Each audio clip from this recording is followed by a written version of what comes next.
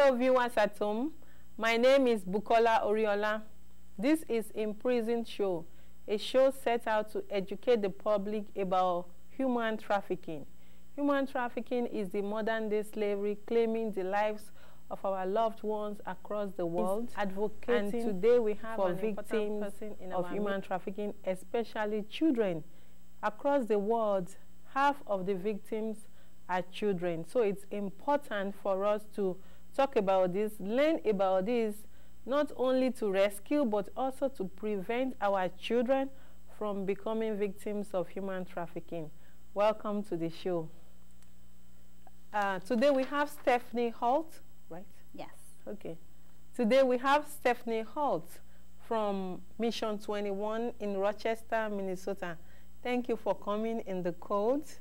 I think it was -4 degrees this afternoon. It was. So we really appreciate your coming here tonight. Great. Thank you for having me. So you are an advocate for victims of human trafficking, specifically for children. Yes. So how did you come about this? Well, Mission 21 started, it would be the summer of 2010. So about 2 years ago, we're in our second year. And it was, I learned about the issue I wasn't looking for it really, and I was invited to a training on how to identify victims in the United States, and it was the first time that I had ever heard of human trafficking happening in America. And so what I got out of that is that, well, I need to educate a lot more people about this. I didn't know about it. A lot of my friends and family didn't know about it. And when I came back to Minnesota, I started researching organizations that were helping victims and found out that there was nothing in the state of Minnesota that was helping children, specifically with housing children after they were rescued from trafficking. And so as I met with other organizations throughout our state, I figured that the need for the state of Minnesota was to create an organization that would eventually have a safe home for children who are rescued from sex trafficking. And so we came up with Mission 21. It's actually a verse out of Revelation 21, and it says, and there will be no more crying or mourning or pain, for the old order of things has passed away. And we came up with that in one of our task force meetings. Just kind of popped out in a Bible verse for us, and we thought that is a great vision and a great mission for our organization. And so it's been Mission 21 ever since. And we've been working with organizations all throughout the United States to create a program for these kids so that when they are rescued, they would be able to come to a safe place and be able to get some restoration and some help and be reintegrated into society. So if I understand you right, your goal is to house victims rescued by other organizations. Well, it'd be victims throughout the state of Minnesota and nationwide actually too. So what Mission 21, what our goal is to have a safe house in the state. And so when, let's say, a police officer finds one of these kids, then they would be able to call Mission 21 and say, hey, we have this kid, they need a safe place to go. So we would have emergency shelter for kids who are rescued, and then we also would have a long-term program that would be a children's residential facility in our state as well. And so not only would it be kids who are trafficked in our state, but it could be someone who's trafficked in Florida or Tennessee or Texas. There's a lack of beds in our country for these this demographic of victims. And so I've gotten calls from other states who say, you know, we don't have room in our organization. Are you guys opened yet? Can we send our kids to you? And so that is our goal. When we open up, we want to be able to help out other states as well. Okay, so for those who you will be providing long-term housing for, would it be like a transitional home? Well, the state of Minnesota, we have to go through the Department of Human Services. And so they have a license. It's called a Children's Residential Facility. It's different from a transitional housing, which is for 16 and up. And so we would be serving victims under 15 and under. So with that, a children's residential facility looks a little bit different. The requirements are a little bit the same, and we still have to teach life skills and all that stuff. But there are certain requirements that we have to do that maybe a transitional house doesn't have to do. Oh, okay. And you said the kids you'll be housing will be from like 15 and down. Yes. Like from 15 to babies, and those are minors. Yes. Are you going to have like a parent come in to take care of them, or they won't have parents, you will just be like a foster parent to them? So the way that it's set up actually is, so there's a variety of different kids who would be coming in, and it would vary case by case, but the program actually would have rotating staff. So we would have 2 staff members at all times. It's a house that's operated 24 hours a day, 7 days a week. These kids live there, and so there's always staff there. Some of the kids who maybe weren't trafficked by their parents, they'd be coming to our house and staying there maybe for the week and going home to mom and dad on the weekends. So it all varies case by case. A lot of these kids, though, have been in the system already, and so there is no mom and dad in their lives. And so instead of going to maybe like a foster care parent, they would be coming into our program, which is specialized in treating this type of trauma. And then we would be taking care of them until they're able to maybe even get adopted or go back to mom and dad, if that's a healthy alternative as well. Okay. And these kids, while they're with you, will they be going to school, or will they be enrolled in any kind of training programs? Yeah. Well, we'll be having kids from ages 5 to 15. And while they're with us, it is a requirement with the state to have them in schooling. So a lot of their schoolwork would be done in-house.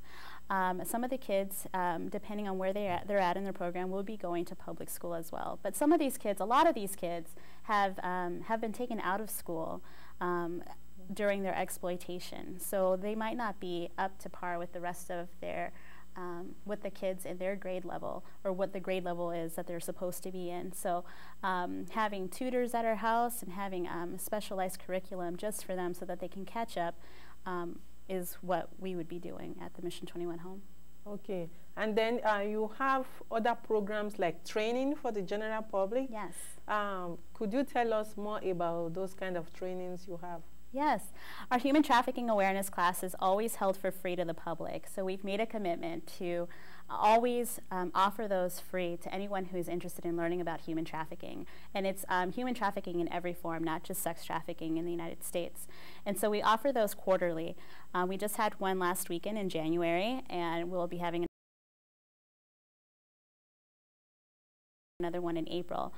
We always are open also to do special classes for anyone who would like to request us to go to their church or their work group or any kind of social group to go do those for free. So we've educated, we probably talked to close to 1,200 people last year about human trafficking in the southeast Minnesota area. And we get requests all the time from people all over. We're growing, so that's really good, and the word is out. We have a great class, and we always get really good evaluations from it. People that had no idea leave our class knowing way more than they wanted to know, but it's good. You know, I think that the way to stop this is really to educate people about what's going on. And the people have been just so naive, and traffickers have been really taking advantage of that, you know, of us being so naive. So the more people know about what it is, how to identify the victims, and who to report to is really important, and something that we teach in our class too.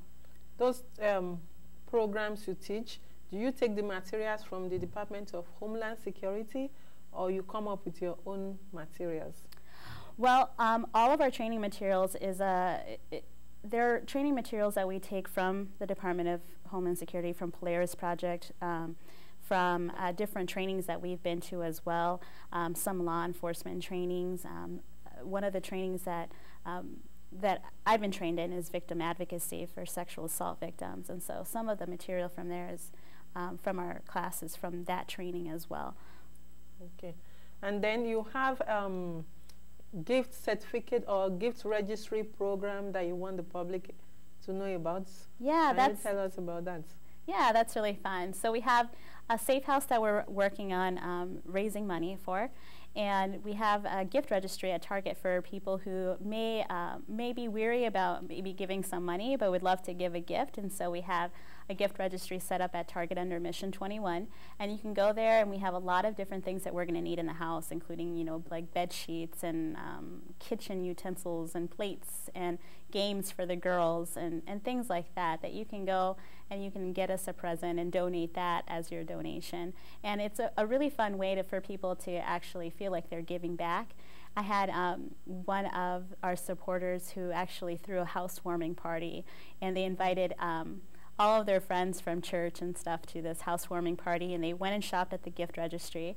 And then while they were at her housewarming party, she talked about human trafficking in Mission 21. So it just became another awareness event that she was able to do. And then at the end, she got to donate all of these amazing gifts to the Mission 21 Safe House.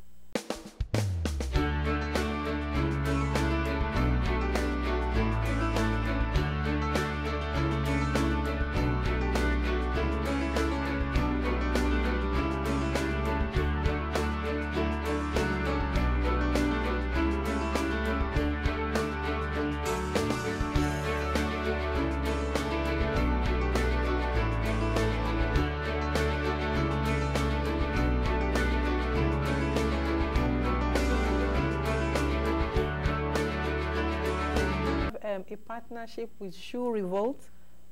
Yes. So what is that about? Well, Shoe Revolt is a new organization. It's run by a survivor of human trafficking, and the way that she's giving back is she created this organization where people can go and they can donate their gently used shoes, and it's sort of an online auction. And so you'd be able to donate your shoes there, and then put what your price is for the shoes, and then a percentage of the profits that from that shoe would go to an organization of your choice. Do you have to get people to go on that website to buy so that they could donate to you? Yes, so when you go to shoerevolt.org, there is a collection of shoes that you can choose from.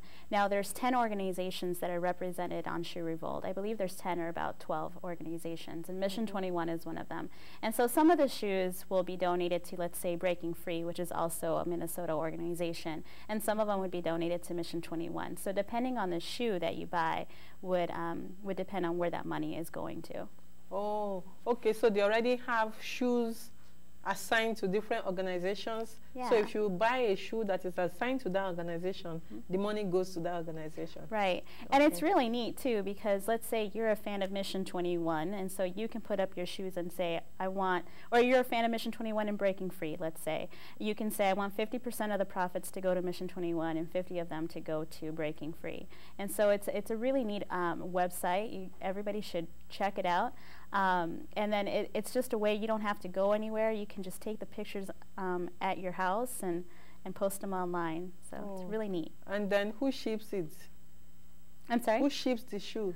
Well, you could, if you want the organization to ship it, you can donate the shoes to the organization, and then we would have like a shop, a Mission 21 shop on Shoe Revolt. Okay. But if you want to do a private thing, then you would be responsible, the person that's posting the picture would be responsible for shipping it to the buyer. Oh. Gift registry and the training. What other things do you do in terms of advocacy? Advocacy? Yeah, well, we do presentations throughout the state. We do a lot of training with our hospitals and social service providers in our city on how to identify victims of human trafficking. We do some court advocacy, so if there's a woman who has been arrested for prostitution or something in Olmsted County, and they need some representation, then they can call Mission 21 and we would go and advocate for them. So Mission 21 recognizes prostitution as a form of sexual exploitation. So it is very appropriate for someone who maybe is involved in prostitution and wants to get out of the life to call Mission 21, and we would be able to refer them to some other services that can help them, such as Breaking Free, who is a collaborative partner of Mission 21 as well. And so we serve, currently, that I know of, Mission 21 is the only anti-trafficking organization in all of southeast Minnesota. And then everything seems to be up in the cities or up north. And so we are more than happy to collaborate with these other amazing organizations throughout our state and be able to send clients to one another, and it's all about the victims and the clients that we serve, and getting them the best care and appropriate care. Okay, how do you get funding? All of our funding so far has been private donations and private foundations. So we do a lot of speaking engagements. We've had a public awareness event that we did last year called Open Your Eyes, and it will be an annual event. So that was strictly to educate the public. It was a public unveiling of Mission 21 as well. So things like shoe revolt and online auctions. We had people donate art to us so that we can sell those and have auctions. We do concerts, awareness events, and so everything has been private donations, churches and work groups. So you haven't gotten any kind of government contribution so far? So far, no, and that's okay. I think it'll come once we start working with victims and proving ourselves as a credible organization that could that really makes a difference in these kids' lives. And I know with the Safe Harbor bill that passed July of 2011, that the state has put a little bit of pressure on Mission 21 to open. So the bill is a great bill, and it becomes effective in 2014, and so we have a lot of work to do before then to get those beds up and running.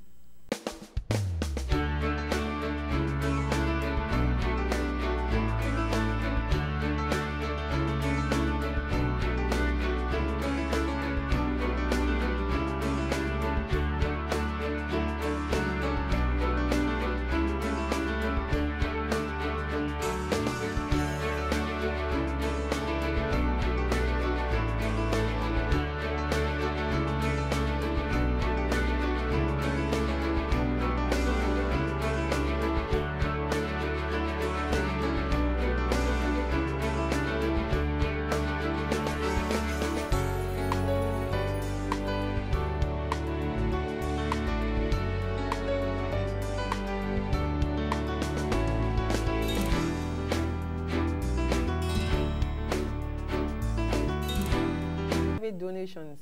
Google gave out some chunks of money recently, and a whole lot of it went outside of the U.S. Like at least 8 million was given out to an organization operating outside of the U.S. and 1.8 million was left for the organizations here to scramble upon, and even that money was only given to like few organizations, about 10 of them. So what would your reaction be to this as an upcoming organization? Well, just so your viewers know, Google did give that donation. It was a very generous donation in December, and it was over $11 million worth of money to organizations that are helping fight human trafficking. So a lot of the organizations that got this, all of them, are doing amazing work internationally, helping men and women and children who are being exploited through various forms of human trafficking. And so obviously I think Google has a heart for this issue and realizes that this issue is very serious and needs a lot of funding. I have to be honest and say that I was really disappointed that none of that money was allocated to organizations who are providing direct services to human trafficking victims within the United States of America. And if we look at human trafficking in the U.S., the majority of the victims of trafficking in America are American citizens. And I think it was sort of I think Google really lost the opportunity to really support these amazing organizations that are doing so much to help the victims who are trafficked here. And there's international victims who are trafficked here as well. And so, and a lot of, so if we look at the Trafficking Victims Protection Act that was enacted in 2000 and reauthorized in 2008, we see that there's a lot, that the language used in that, a lot of it says there's a lot of services for our international victims. That the United States government would provide services to these victims. But when we talk about domestic victims and we talk about these American victims, the language used is we will provide information on how to obtain services, you know. So, so I really feel like Google really missed an opportunity to even educate the public, although I feel very thankful that the organizations that did get the money got them. They obviously do need them. But I think that organizations like Mission 21 and other ones that are in the United States, I think we have an opportunity now to really educate Google and the general public about what's happening within our own backyard. You know, there's so many people who are being trafficked here in the United States that need our help too. And so we're not exempt because we're the United States of America. And I'm hoping that next time Google decides to, you know, donate $11 million, that they really would look at the problem here and at the amazing organizations that are doing great work here for decades. Talking about giving funding directly to service providers, instead of giving to a body and then the body will disburse to service providers, would you also encourage the government to give money directly to service providers rather than giving to a general body or one body then disburse to service providers? I would love for the government to give more to the direct service providers. That would be great. If there wasn't so much red tape attached to it, I would be more open to it too. I suppose with the government maybe not imposing their agenda on the organization as well. But there are a lot of grants and a lot of money out there that maybe the Department of Justice gives out, or the Office of Victim Services gives out to organizations who are helping victims of crime. So, but yes, I think that a lot of the time our own government and people in general don't view American victims as real victims of human trafficking, specifically victims of prostitution. And there are is estimated over 100,000 American children who are being prostituted in the United States each year. And the average age of entry into prostitution is 12 to 14 years old. And so but because we label them a prostitute, we automatically disassociate them from being a victim. And so I think it's time for us to just really educate the public on what that looks like. And even the women who are 18, 19, 20, 30, 40, who are still in the life. When a lot of the times when you look at when they started when they were children, and they have been exploited, maybe from an adult who has been taking advantage of their vulnerability, or maybe it's their life circumstances who have brought them to a life of prostitution. But really re-educating the public, changing people's mindsets on what that looks like. You know, not every human trafficking victim has a physical chain around their ankle that keeps them chained up. You know, there are invisible threats that are there that people can't really see. You know, very similar to domestic violence victims, and so we need to just shift that for the American public. Yes, and then that brings us to stigma, because just like you said, that victims are labeled as prostitutes once they're on the streets, instead of being taken as victims of human trafficking or sex trafficking. So what would your word be for the public in terms of stigmatizing these victims and labeling them as prostitutes?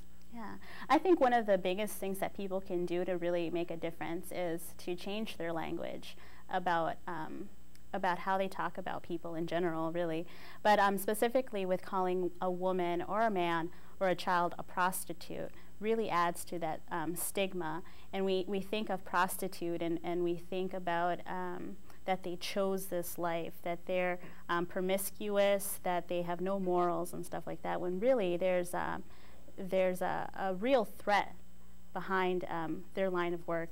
And so what I want to do is challenge the public to change that language and to no longer call these women and men prostitutes, but they're prostituted. You know, they're being prostituted, they're being trafficked, and so it does a lot to a person's identity when you label them a prostitute. You take away their worth, you know, and you make them feel like there's that's the only place that they have in this world, is to be a prostitute. And so we want to change that. And then also, apart from those labeled as prostitutes, there are also victims of labor trafficking. Mm-hmm. Are you helping any kind of victims of labor trafficking, or working with an organization helping victims of labor trafficking? Yeah, labor trafficking and other types of trafficking are actually happening in Minnesota. And Mission 21 actually would provide resources to victims. So we won't turn away victims of human trafficking just because they weren't trafficked in the commercial sex trade. So adult victims, no matter what gender, religious affiliation they can come into Mission 21's office, and we will be there as a support, as a resource center for them, and as a safe place for them to come and tell their story as well. A lot of the people who are being exploited through labor trafficking, domestic servitude and things like that, sometimes are from outside of the United States, have come from different countries, and they're not really familiar with the laws, you know, and the protection that they have as victims of crime here. And so really getting the word out to the community that if they see someone who they suspect of being trafficked, of being exploited, that they can call Mission 21 and they can report that, and we can try to get that person some help and try to get them a way to escape their situation. And being the only organization in Southwest Minnesota. Southeast Minnesota. Mm-hmm. Do you foresee a home for adult victims? You know, we work closely with Breaking Free as a collaborative partner with them. And so Breaking Free is an organization that's been around for over a decade now. And they do great work with women who are trying to get out of prostitution, and with young women who are being sex trafficked as well. And so we don't want to really duplicate what Breaking Free is doing, but we want to be an extension of those services. And that's why we did the children's piece, because Breaking Free doesn't have a license to work with children 15 and younger. And so instead of replicating their great work, we decided to expand on it and add the 15 and younger to services in Minnesota. So right now, I don't see that. I do, however, see us expanding to multiple homes for girls and also opening up boys' homes as well. So there's very little shelters for boys. I can think of only one. It's in Washington, D.C. And it really a completely different way of restoring young boys than it is of restoring young women and young girls. So really see that in our future. What about shelter for men? Shelter for men is something that we lack in this state and all over the country as well. And men need it as well too. You know, we have, so I think our state is actually doing a lot to figure out the situation with the beds and the shelters and the services that it's providing. Minnesota is one of the top ranking states for recruitment of children into sex trafficking, but we're also one of the top states for activism and doing something about this issue too. And I'm really impressed with the organizations throughout our state who are really trying to figure out the different services that are needed, and the men's shelter is one of them that I know that our state is working on. We'll be right back. Right now we're going to go into the news flash, and then we'll get back to you. Thank you for watching.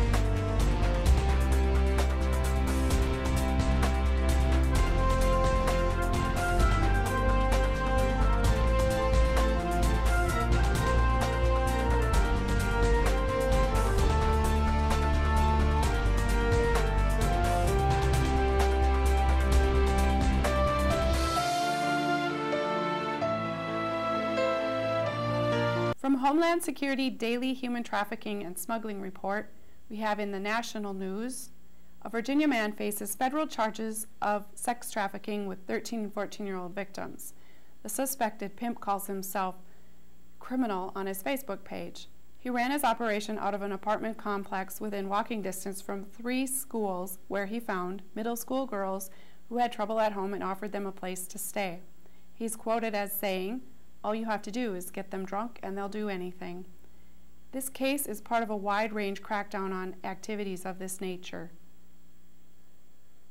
A Tennessee woman recovering from a life of prostitution shared her story with local news. She said a man she barely knew forced her into prostitution for more than 3 years.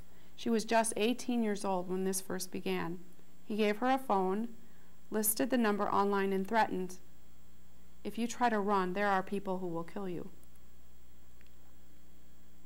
A California man has pleaded guilty to conspiring to operate a sex trafficking ring of teenage girls in Sacramento. Police found the man at a hotel with 2 16-year-olds and 1 19-year-old girl, who he claimed were his stepdaughters. They told investigators that he lured them into prostitution by offering them a home, drugs, and money, and later resorted to force to control them.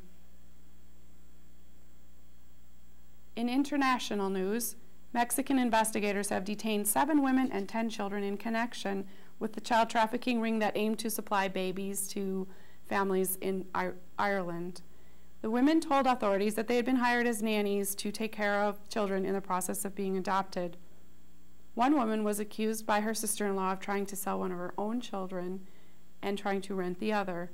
This led authorities to 3 other women who took part in renting babies and seized 9 more children, including the woman's 2 kids. Another 7 children were seized from Irish couples. 4 Israelis have been convicted of heading a massive human trafficking ring that reached out of Israel's borders and forced hundreds of women into prostitution. The ring used a network locating young women in Russia, Ukraine, Cyprus, Belgium, England, and surrounding areas. Contacts promised the women that they would be employed as waitresses and bar dancers upon arrival in Israel. Some of the women were violently abused. 5 Pakistani nationals have been arrested for taking part in a human trafficking ring. The local police acted on a tip-off and raided the suspects' houses. They found a 17-year-old Romanian girl locked in a room against her will after being sexually abused and forced into prostitution by 2 of the men. Back to you, Bukola. On the break, you said that Minnesota is one of the top recruiting states for recruiting children into human trafficking and the sex trade. Could you tell us more about this and why? Yeah. Well, Minnesota is ranked number 13 in the entire country for recruitment of children into the sex trade. So when I say recruitment, I mean that traffickers are coming into our state, recruiting our children, and then taking them away from Minnesota. And the reason why traffickers do this, it's because when kids are around a familiar place, they have the support of their family, their churches, their schools, and so traffickers tend to take away the children from things that are familiar from them. And really a lot of the victims of sex trafficking are really transient in this way.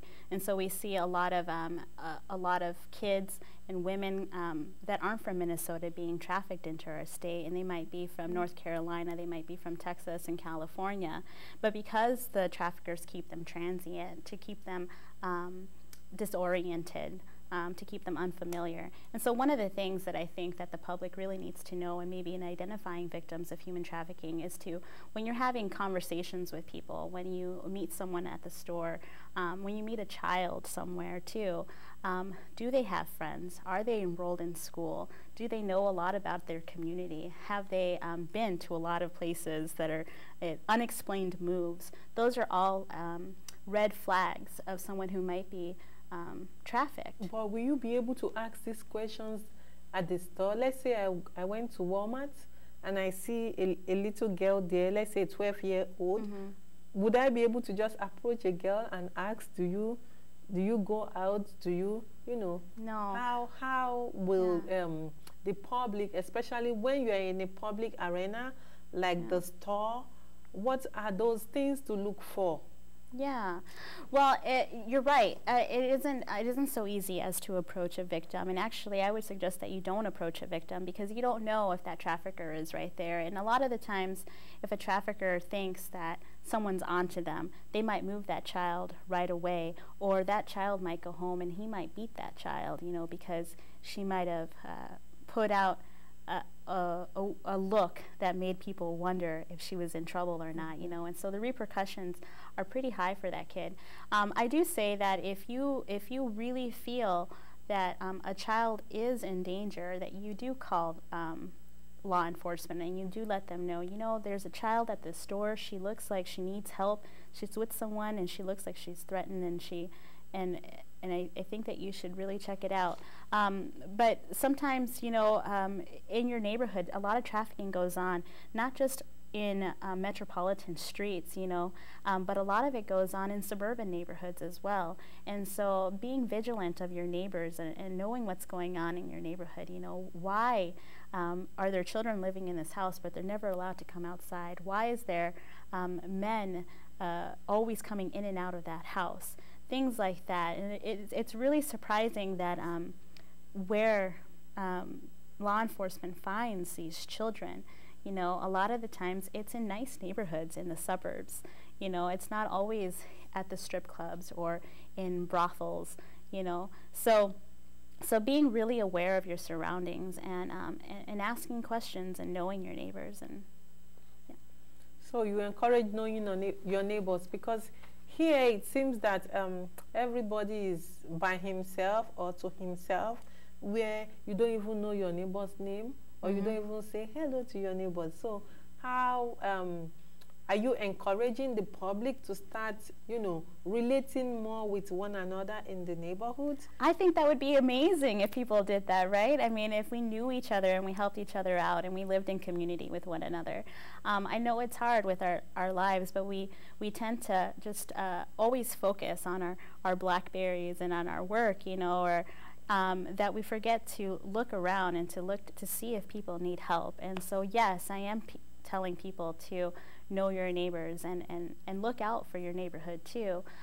We've had, there's been stories around the whole nation where law enforcement would bust do a whole sting operation on a house that was trafficking women and girls. And the people in the neighborhood passed by that house every single day on their way to work, had no idea that was going on. And so I think that that's a shame, really, that you don't know what's going on in your own neighborhood, the neighborhood that your kids play outside in, you know. So really looking out for one another and asking your kids' friends, not only looking out for your kids and talking to your kids about the tactics that are used to recruit them, but also asking the kids' friends too, and looking out for one another. And do you have a message for the kids out there who are still endangered? Yes. If you think that if you are being exploited, there is help. There are people that understand what's going on, and our law enforcement here in Minnesota is a great ally too. And so don't be afraid to reach out and to call someone for help. This human trafficking is being spread out. A lot of people know about this, what's going on. So, and it's not your fault. And just know that. Thank you so much. It's nice having you. Once again, this is Stephanie Holt of Mission 21 in Rochester. We are really glad to have you here today. Thank you. Thank you for coming. Thank you for inviting me. You really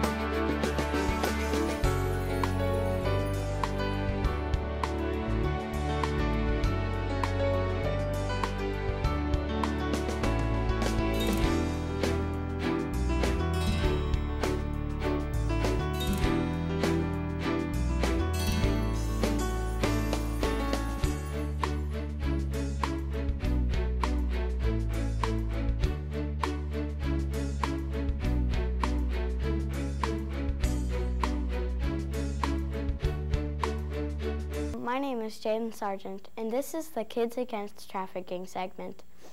We have two people that sent the flags of their country in, and they are Aaron and Anna. Aaron is from Wisconsin, and she is 7 years old. Anna is 8 years old, and she is also from Wisconsin.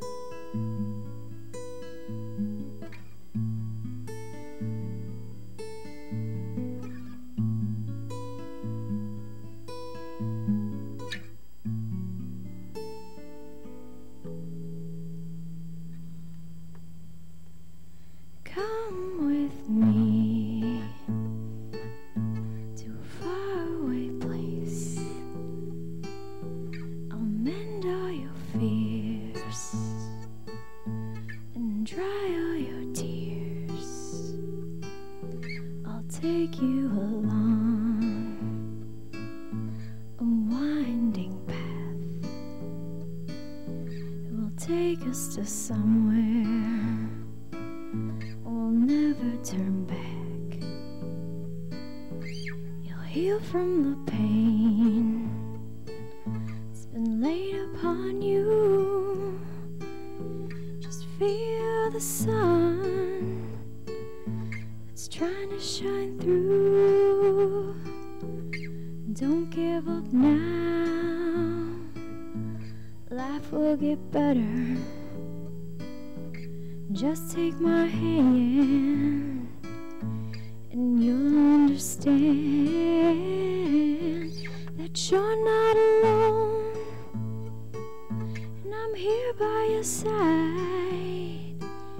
You can hold on to me and I'll help you break free. Let's tear through this wall. It's been black in you.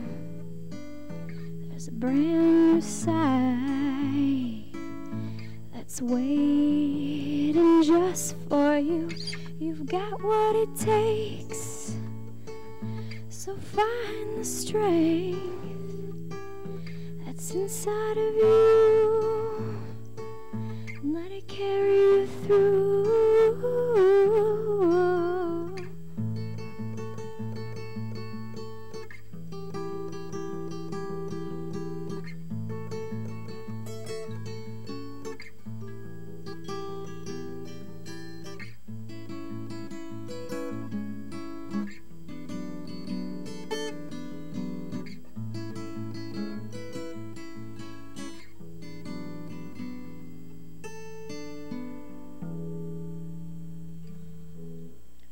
So come with me to a faraway place. I'll mend all your fears and dry all your tears.